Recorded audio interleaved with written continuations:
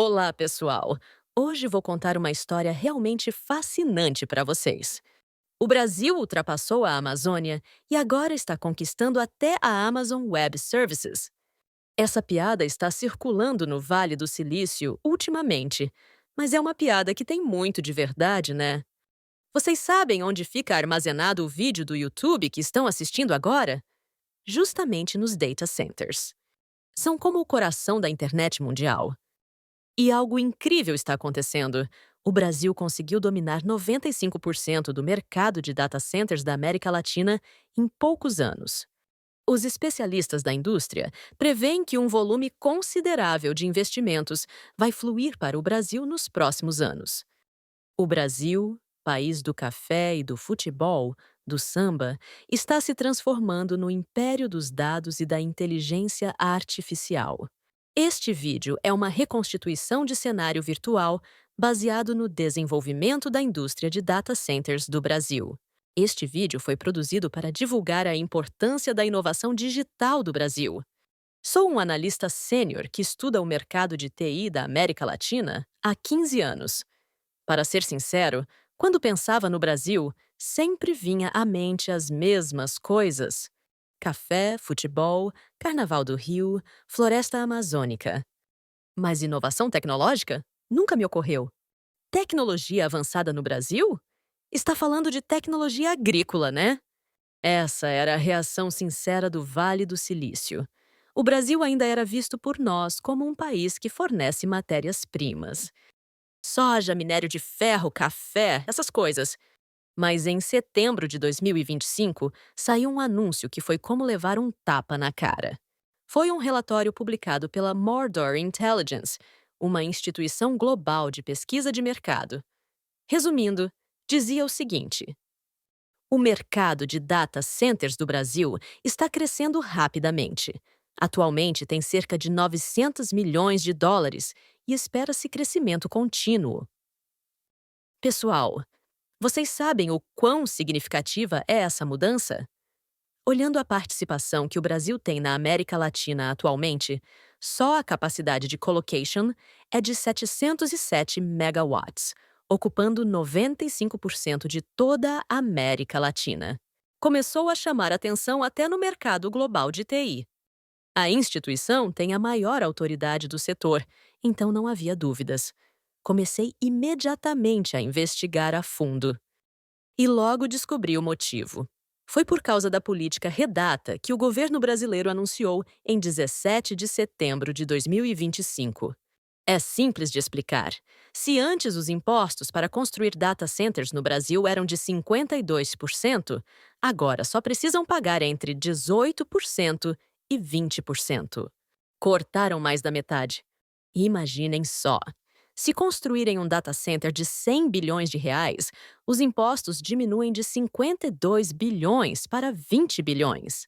É uma economia de 32 bilhões de reais. Que empresa iria dispensar esse benefício? Mas o mais surpreendente eram as condições. Não era só cortar impostos, havia algumas condições bem rigorosas. Primeiro, 10% da capacidade total deve ser disponibilizada para empresas brasileiras. Segundo, 2% do valor de compra deve ser investido em pesquisa e desenvolvimento local. Terceiro, deve usar 100% de energia renovável. O ministro da Fazenda do Brasil disse: vamos mudar completamente a situação atual, onde 60% dos dados brasileiros ficam armazenados no exterior. Fiquei profundamente impressionado com essa política. Não era um simples desconto de impostos. O Brasil estava demonstrando sua vontade de se tornar um importante centro mundial de data centers. E a reação foi imediata. A Microsoft anunciou investimento de 2,7 bilhões de dólares em 3 anos, e a Amazon Web Services confirmou o plano de investimento de 1,8 bilhão de dólares até 2034. O Google também anunciou construção de grandes data centers no sul do Brasil. Mas isso não era tudo. O Brasil tinha uma arma secreta que outros países invejavam: justamente a energia limpa. Pessoal, vocês sabem quanta eletricidade um data center consome? Um data center do Google consome tanta energia quanto uma cidade pequena inteira. Por isso, o custo de energia representa 40% a 50% dos custos operacionais. Mas no Brasil, 84% da energia vem de fontes renováveis, hidrelétricas, eólicas, solares. Condições paradisíacas abundantes. E nos Estados Unidos, Califórnia está restringindo construção de novos data centers por falta de energia. Virgínia endureceu regulamentações de instalações de resfriamento por limitação do uso de água. Texas tem preocupações de interrupção de operação por instabilidade da rede elétrica. O Brasil tem energia abundante e, graças à região amazônica, água suficiente para resfriamento. Além disso, o custo de energia é um terço do dos Estados Unidos. Claro que data centers consomem quantidades enormes de energia e água, então o impacto ambiental também deve ser considerado com cuidado. O governo brasileiro conhece bem esse ponto e incluiu critérios ambientais rigorosos na política Redata. Mesmo assim, que empresa ignoraria a atratividade do Brasil nessas condições? A partir daí, comecei a ver o Brasil com uma perspectiva completamente diferente. No Rio Grande do Sul, sul do Brasil, havia um projeto interessante chamado Scala AI City. Este projeto, com fornecimento dedicado de energia renovável de 393 megawatts, é um dos complexos de nuvem de inteligência artificial mais ambiciosos da América do Sul. Clusters de GPU mais modernos, sistemas de resfriamento eficientes, instalações de pesquisa avançadas. Realmente uma infraestrutura digital do século XXI. Mais surpreendente ainda era São Paulo. Possuía 670 megawatts de capacidade de TI em operação e 770 megawatts de capacidade adicional em construção. O total de 1.440 megawatts é mais que o dobro de Singapura e supera Frankfurt, ficando em terceiro lugar na Europa. O custo operacional também não era desprezível. O custo de construção em São Paulo era de cerca de $10 por watt, ainda mais barato que Nova York ou Londres. Considerando salários, custo de terrenos e energia, tinha vantagem esmagadora no custo total de operação. Então chegou um momento realmente impactante. No final de setembro de 2025, fiquei realmente surpreso ao ver o conteúdo do Relatório de Situação Global de Data Centers, publicado pela Associação Internacional de Data Centers. A capacidade de colocation do Brasil, de 707 megawatts, ocupa 95,2% do mercado total da América do Sul. No momento em que percebi o significado desses números, fiquei realmente impressionado. A Argentina, Chile, Colômbia, México, todos juntos, somam apenas 84 megawatts. Mas o Brasil sozinho tem 707 megawatts. O Brasil estava liderando, passo a passo, mas com certeza, toda a infraestrutura digital da América do Sul. Na verdade, a estratégia de garantia de soberania de dados do Brasil estava mostrando resultados visíveis. A ByteDance, empresa mãe do TikTok, confirmou construção de grande data center de $500 milhões no complexo portuário de Pecém, no Ceará. Isso foi garantir um ponto estratégico que pode contornar as regulamentações do TikTok no Seychelles e, ao mesmo tempo, servir estavelmente 600 milhões de pessoas da América do Sul. A partir daí, tive certeza de uma coisa. O Brasil estava desempenhando um papel que vai além da simples atração de investimentos, mudando a dinâmica do ecossistema global de TI. A estratégia do Brasil pôde ser bem-sucedida também, porque o timing foi perfeito. Quando os Euro-US impuseram tarifa de 50% aos produtos brasileiros e as relações entre os dois países se deterioraram, o Brasil escolheu a diplomacia econômica em vez de retaliação. E então, começaram a circular rumores interessantes em Washington. Fontes próximas às negociações comerciais mencionavam conversas exploratórias entre diplomatas brasileiros e assessores americanos sobre cooperação tecnológica. A estratégia brasileira era sutil, mas inteligente. Em vez de retaliar as tarifas americanas, o Brasil começou a destacar como suas vantagens em data centers poderiam beneficiar os próprios United Kiewas. A proposta não oficial que circulava incluía a possibilidade de parcerias em infraestrutura digital, onde a capacidade energética brasileira poderia complementar as limitações americanas. Era uma abordagem pragmática. Oferecer soluções para os gargalos de energia que restringiam a expansão de data centers nos Estados Unidos. Os números falavam por si. Energia 100% renovável, custos operacionais significativamente menores e localização estratégica para servir mercados hemisféricos. Uma proposta que poderia interessar a qualquer administração focada em resultados práticos. Embora ainda em estágio inicial, essas conversas sinalizavam uma mudança de tom nas relações bilaterais. O Brasil estava mostrando como um conflito comercial poderia ser transformado em oportunidade de cooperação estratégica. Fornecendo oportunidades de investimento às big techs americanas e possíveis parcerias governamentais, o Brasil abriu caminho para a melhoria das relações e, ao mesmo tempo, fortaleceu sua posição estratégica no setor. E no centro de tudo isso estava o presidente Lula. Sob sua liderança, o Brasil transformou uma situação desafiadora em oportunidade diplomática, posicionando o país como parceiro valioso na era digital. A partir daí, comecei a pensar frequentemente: se esses projetos correrem bem, como seria o Brasil daqui a 10 anos? Minha imaginação era assim.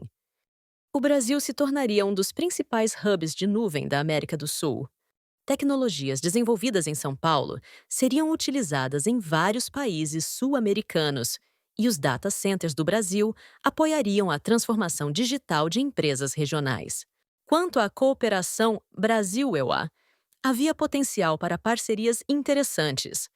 Data centers brasileiros poderiam complementar a infraestrutura americana, criando uma forma de interdependência benéfica para ambos os lados. Administrações americanas focadas em resultados práticos poderiam ver valor na proposta brasileira de combinar vantagens energéticas com proximidade hemisférica. Se há uma solução eficiente disponível, vale a pena considerar. Era o tipo de raciocínio que circulava em Washington. Jovens brasileiros teriam mais oportunidades. Desenvolvedores americanos poderiam aproveitar infraestrutura brasileira eficiente, e uma nova forma de cooperação tecnológica bilateral poderia emergir.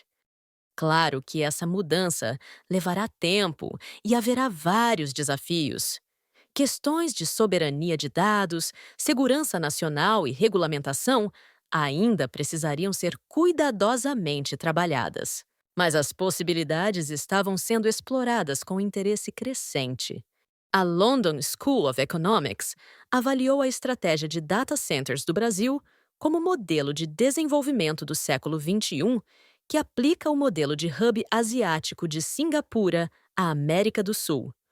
A McKinsey previu que o Brasil expandirá sua participação no mercado global de data centers dos atuais 1,4% para 5,2% até 2030. Os venture capitals do Vale do Silício também começaram a mostrar interesse pelo Brasil. Grandes empresas de investimento estão aumentando investimentos em startups de dados e IA do Brasil. E notícias de que estão considerando a abertura de escritórios regionais em São Paulo também chegaram. Com base em todas essas informações, incluindo as conversas exploratórias sobre cooperação tecnológica, elaborei meu relatório ao Comitê Consultivo de Política de TI do Departamento de Comércio dos Xinjiang-Conselho. Ver o Brasil apenas como país fornecedor tradicional de matérias-primas é pensamento anacrônico.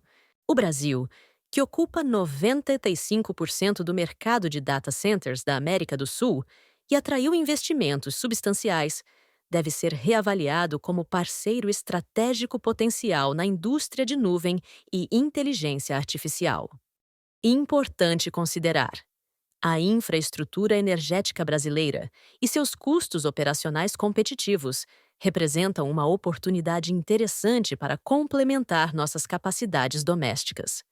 É uma proposta que merece análise técnica detalhada, especialmente considerando nossos gargalos energéticos atuais.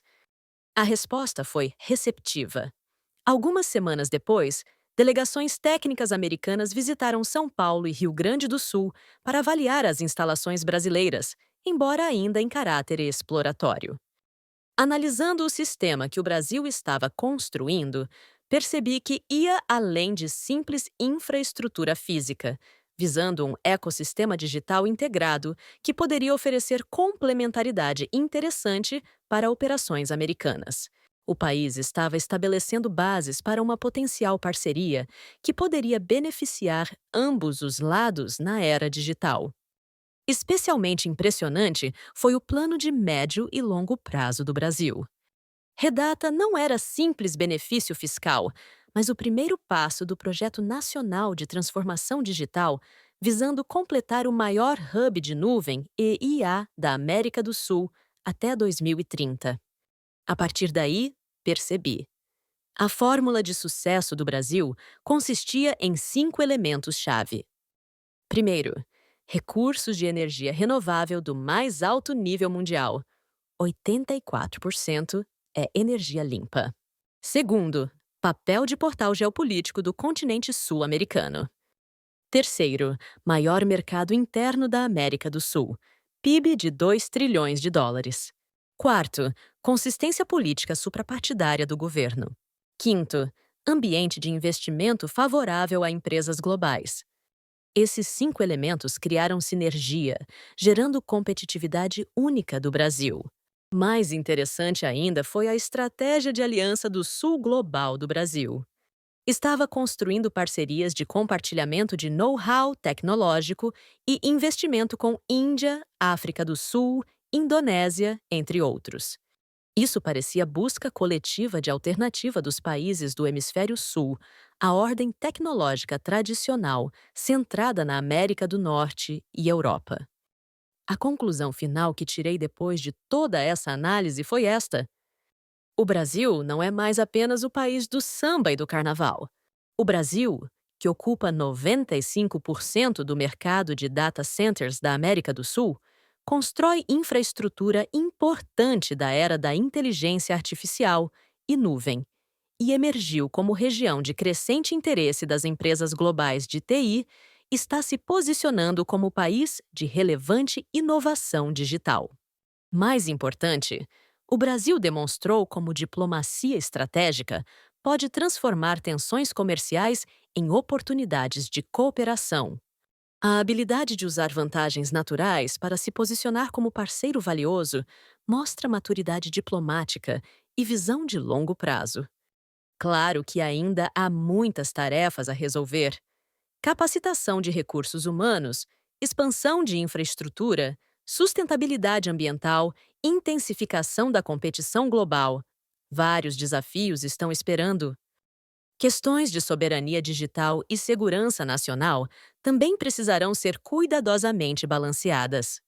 Mas os EUs, independentemente da administração, começaram a reconhecer essa nova realidade e considerar abordagens mais estratégicas. O momento indica potencial para desenvolver a relação com o Brasil, além do modelo tradicional de matérias-primas, explorando cooperação na era digital do século XXI. Naquela noite, pensando na vista noturna do Congresso Nacional de Brasília, refleti: o Brasil está crescendo como importante base da indústria global de nuvem e país de inovação digital que desperta crescente atenção mundial. Particularmente impressionante era como uma situação comercial desafiadora estava sendo transformada em oportunidade diplomática. A habilidade do presidente Lula de transformar pressões econômicas em possibilidades de cooperação estratégica representava diplomacia madura e eficaz. Ainda há longo caminho a percorrer e vários desafios esperando, mas era um futuro onde se via clara evolução positiva. A trajetória que o Brasil mostrou estava oferecendo exemplo interessante também para outros países em desenvolvimento. Tecnologia não é mais exclusividade de poucos países desenvolvidos. Se estratégia adequada, vontade política, recursos naturais e diplomacia inteligente se combinarem bem, países podem desempenhar papéis cada vez mais relevantes na era digital. É isso que o Brasil está demonstrando. E no centro dessa mudança estavam a visão e liderança do presidente Lula, que soube transformar desafios em oportunidades estratégicas. Essa evolução digital e diplomática, que se tornará um marco significativo de seu governo, estava contribuindo para um novo capítulo na história contemporânea do Brasil. A cooperação Brasil-EUA na era digital ganhava novos contornos e tudo havia começado com uma abordagem diplomática inteligente que transformou tensões em possibilidades.